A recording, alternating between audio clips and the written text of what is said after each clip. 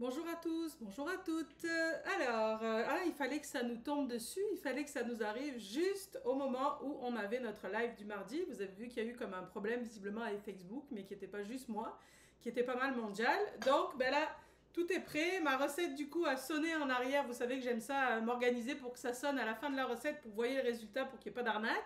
Mais là, évidemment, après tout le bazar de essayer à se reconnecter, la recette a déjà sonné. Mais je me suis dit, je vais leur faire une vidéo, tout est prêt. Donc, tant qu'à faire, que vous puissiez profiter de cette recette tout en un, de notre semaine végétarienne. Et je vous propose donc aujourd'hui une recette de végé chili avec son riz jasmin ou basmati qui va cuire en même temps, en version tout en un. Alors, si vous voulez bien, on se lance dans la recette. Et puis je vous montre après le résultat. Bien entendu, comme c'est une vidéo que j'enregistre, vous ne pouvez pas me poser vos questions en direct, mais vous pouvez me les poser un peu partout sur Messenger quand ce sera de retour, par courriel. Vous savez que je réponds toujours à vos demandes autant que possible. Alors, on y va. On va commencer notre recette. Donc on parle de végé chili. D'abord, on va venir mettre notre garniture aromatique. On va mettre à l'intérieur du bol un oignon. C'est une recette pour plutôt 4 à 6 personnes, disons 4 bons gros mangeurs. Mais qui va être parfaite pour réchauffer pour les lunchs. Donc là, on met un oignon à l'intérieur, on met un poivron, orange ou rouge, peu importe, le poivron de votre choix. Vous savez qu'on les coupe toujours en deux, pas plus. Si tu fais trop petit, ils vont disparaître, ils vont être trop mixés, trop hachés. On met nos deux poivrons. Ensuite, on va venir ajouter 2 gousses d'ail. Bien sûr, pas bien sûr, mais puisqu'on parle de végé chili, j'ai choisi d'aller chercher des protéines un peu partout où je peux, puisqu'on n'a pas de protéines animales. On va utiliser des protéines végétales. Donc bien entendu, dans le chili, il y a des haricots rouges de base et on a des protéines végétales dans les haricots rouges. On va voir qu'on va rajouter ici des lentilles corail sèches, mais je vais vous raconter après, qui rapporteront également des protéines végétales. Et là, on a du tofu. Donc tant qu'à faire, donc du tofu ferme. Moi, j'aime ça utiliser du tofu ferme fumé. Vous voyez, il est un peu coloré sur l'extérieur parce que je trouve que ça donne un espèce de goût de viande avec le côté fumé. Mais vous n'êtes pas obligé, ça peut être un tofu normal. Le tofu, c'est sûr, quand il est fumé comme ça, il est vraiment plus sec. Si jamais vous utilisez un tofu ferme de base, ce que vous pouvez faire, c'est un moment avant de commencer votre recette, vous ouvrez votre tofu, vous mettez des essuie-tout au fond d'une assiette ou d'un plat, vous démoulez le tofu à l'intérieur, vous remettez les essuie-tout par-dessus, puis vous remettez une petite assiette et vous écrasez avec des conserves par exemple un peu lourdes. Puis du coup, l'humidité va s'en aller dans les essuie-tout et vous aurez un tofu vraiment sec. Donc là, on y va, on rajoute. Ici, le morceau fait environ 200 grammes, mais on pourrait aller selon les morceaux de tofu que vous utilisez entre 180 à 230 grammes, il n'y aurait aucun problème. On met les morceaux à l'intérieur, donc oignon, poivron, ail, le tofu. Comme je vous disais, on va venir rajouter ici environ 50 grammes de lentilles corail ou lentilles orange, appelez-les comme vous voulez, elles sont sèches. Deux raisons. La première, je vous l'ai dit, on va se rajouter encore des protéines végétales. Et la deuxième raison, c'est qu'en plus, vous savez que la lentille corail, en fait, ça cuit quand même assez vite. Ça va donner une sorte de liant à notre recette. Ça va faire une sauce pas trop mouillée grâce à nos lentilles corail. Hop, on les met à l'intérieur directement. On parle de chili. Donc chili, ça prend un assaisonnement un peu relevé et un peu chili. Ici, on a une cuillerée à soupe de paprika. Le paprika, vous pouvez utiliser celui que vous voulez. Le doux, le fort ou le fumé si vous en avez. Moi, j'aime ça faire moitié doux, moitié fumé. Donc, une belle cuillerée à soupe comme ceci. Ensuite, une cuillerée à thé d'origan, une cuillerée à thé de cumin moulu et un petit peu de flocons de piment ou piment sec de votre choix dans la quantité de votre choix. Là, il y a comme un petit quart de cuillerée à thé, juste un peu pour pimper parce qu'on n'aime pas trop ça quand c'est piquant. Mais vous ajustez à votre goût.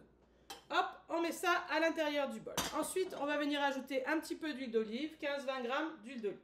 Jusque-là, rien de compliqué. On referme et on va hacher tout ça ensemble. Vous allez me dire, voyons, t'as mis les lentilles, on s'en fout, c'est pas grave. On va hacher juste 2 secondes max. Donc ça suffira pas à les pulvériser, puis peu importe parce que ça va faire partie de la recette et du parfum de l'ensemble. Donc là, en vitesse 5, environ 2 secondes. Je dis environ parce que parfois avec le poivron, on remet 1 seconde de plus, mais pas plus. Donc c'est vraiment entre 2 à 3 secondes, vitesse 5. Voyons, donc regardez comme c'est beau, on a justement, c'est haché, mais on a des morceaux. C'est exactement ça qu'on voulait, d'accord?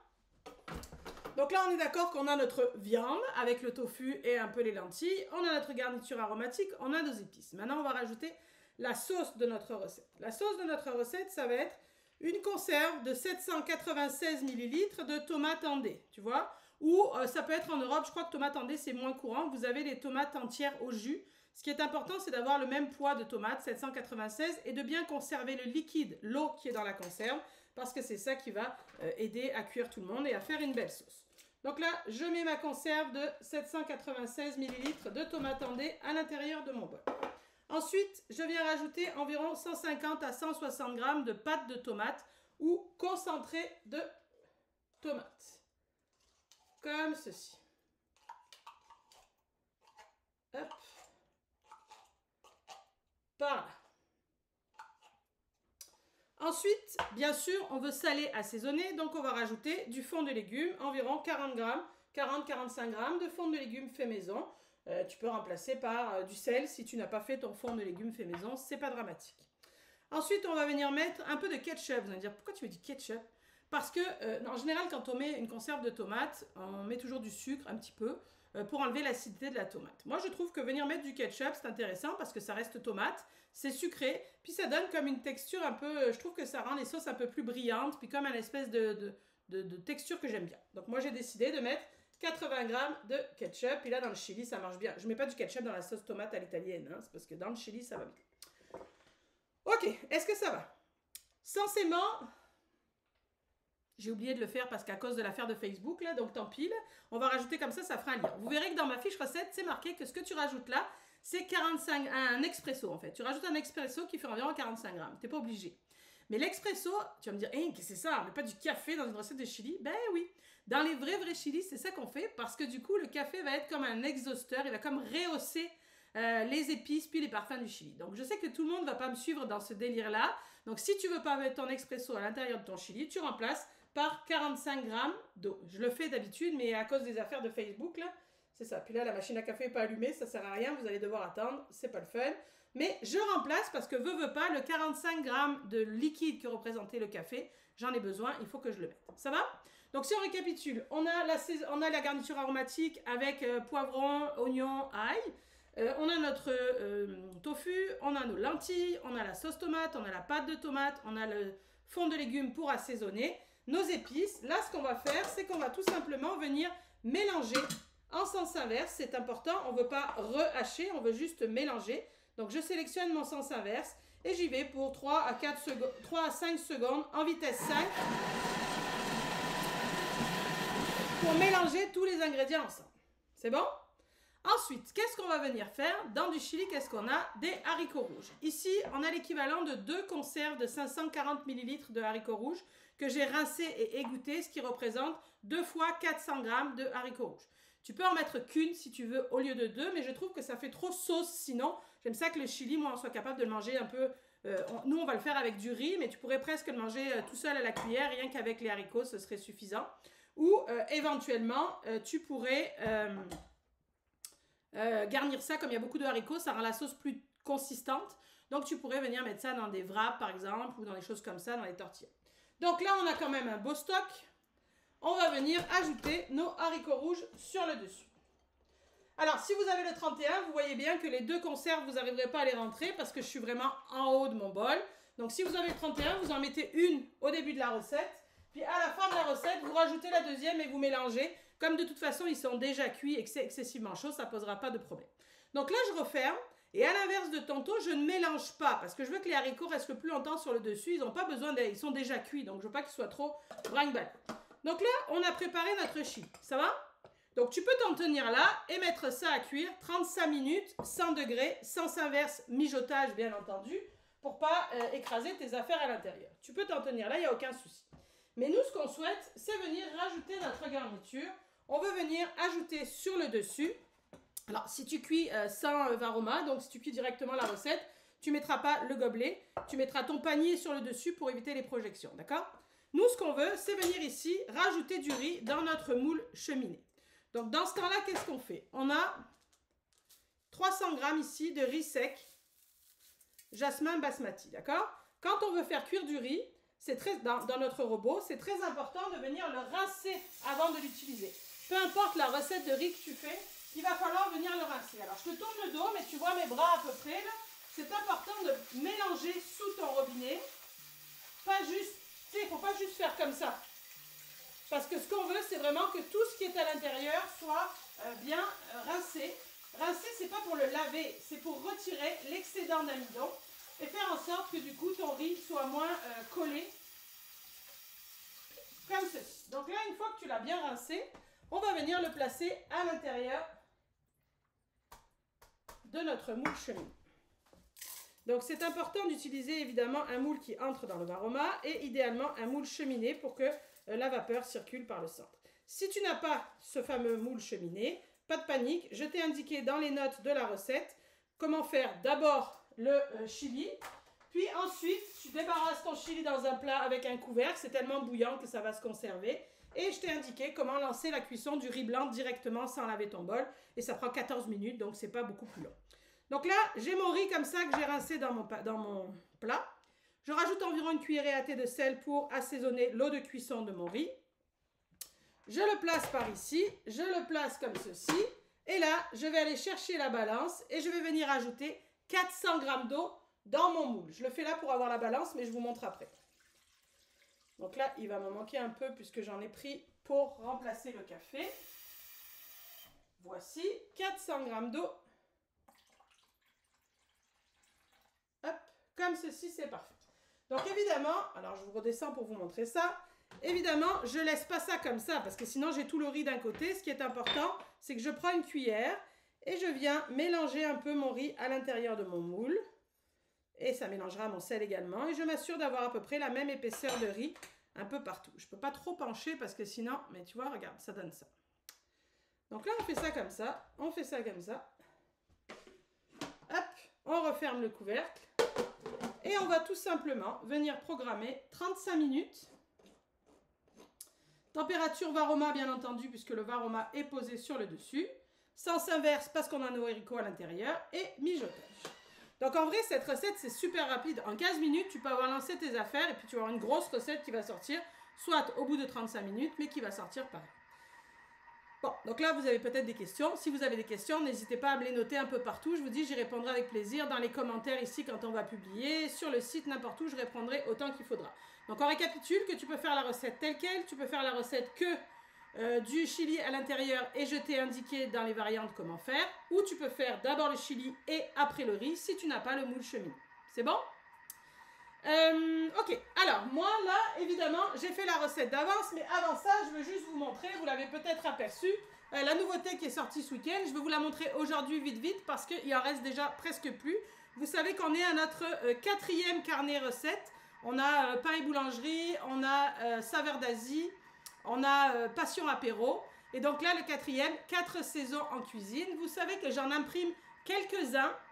Ben quelques-uns, une quantité quand même, mais tu sais, je ne suis pas un éditeur, donc j'imprime pas 5000 exemplaires pour me faire plaisir, parce que j'aime ça, moi, les livres de cuisine, puis parce que je sais que parmi vous, il y en a certaines qui aiment autant que moi le papier et les livres, mais cet exemplaire et les 3 précédents sont disponibles dans la boutique en version à télécharger, donc c'est sûr que pas de frais de port et un peu moins cher, mais les 2 options sont possibles. Si tu achètes le carnet papier, tu as la version électronique à télécharger qui est offerte directement.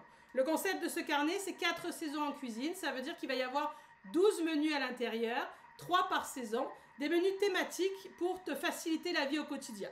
On va avoir par exemple, si je vous montre ici les encarts, tu vois, ça c'est l'hiver. On a détente au chalet, brunch du jour de l'an, puis on a joyeuse Saint-Valentin.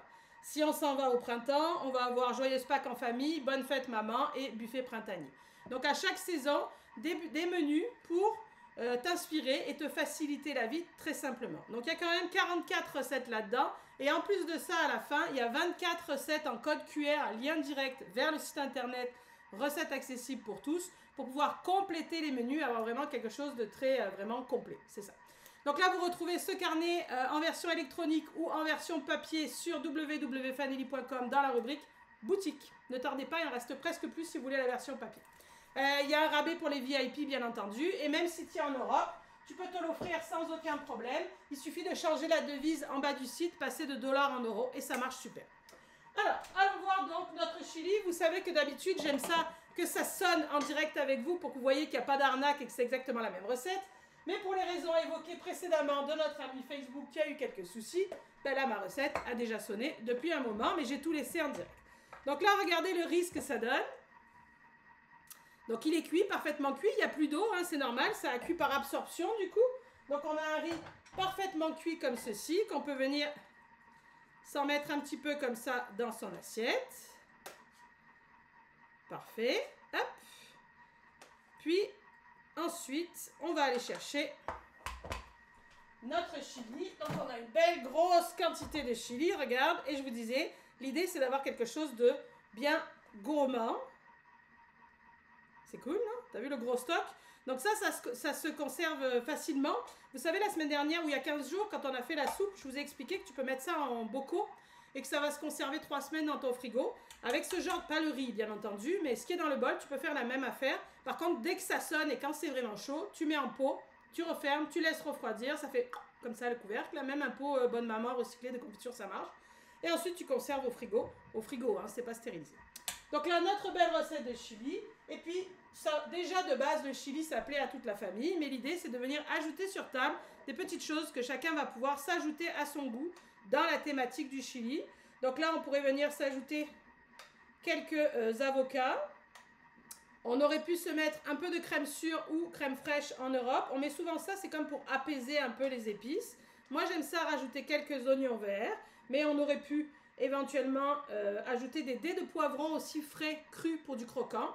Et on peut s'ajouter un peu de coriandre pour rester dans la thématique ou pas si tu n'aimes pas la coriandre. Et si tu es gourmand, pourquoi pas te mettre un peu aussi de fromage dans ton affaire. Donc là, on a une belle assiette garnie tout en un avec des restes pour les lunchs ou comme je te dis, tu peux manger la première tournée comme ça. Puis le restant, ça peut aller dans des wraps, dans des tortillas. Tu peux te faire toutes sortes d'affaires avec ça. Voilà, alors désolé de la contrariété du jour, mais j'espère que vous avez quand même aimé la recette. L'idée, c'est de faire du végétarien, mais du végétarien qui va plaire à tout le monde. On l'a pas dit tantôt, mais si t'es pas végétarien, ce qui est cool aussi à faire cette recette, c'est que ça coûte rien. Hein, c'est beaucoup moins cher un bloc de tofu que de la viande hachée, par exemple. Donc ça peut être une façon d'avoir un repas un peu plus économique dans la semaine. Jeudi, avec les VIP, on reste en mode végé et on va préparer une plaque de végé boulettes sauce barbecue avec les légumes caramélisés. Ça aussi, ça va être gagnant. Les boulettes sont super croustillantes. Si le club VIP t'intéresse, il suffit d'aller sur www.fanelli.com et de cliquer sur abonnement. Tu auras tous les détails. Voilà, voilou. Dans 15 jours, on se retrouve. Vous savez qu'ici, les mardis en live, c'est un mardi sur deux. Dans 15 jours, on se retrouve pour souligner Pâques. On va faire des gourmandises de Pâques. Et justement, dans la thématique Pâques, s'en vient le 23 mars, le webinaire. Vous savez que le webinaire, c'est un samedi où on cuisine ensemble pendant 2h30 pour préparer toutes nos affaires, en l'occurrence pour Pâques. Tu peux cuisiner tout en direct ou seulement une partie et tu as un accès indéfini à la vidéo et au livret recettes à télécharger. Donc le prochain, c'est brunch de Pâques le 23 mars. Tous les détails dans la boutique, rubrique webinaire. Voilà, merci tout le monde. J'ai bien hâte que vous me partagiez toutes vos recettes de VG Chili. J'espère que je vous ai convaincu à l'essayer. Salut!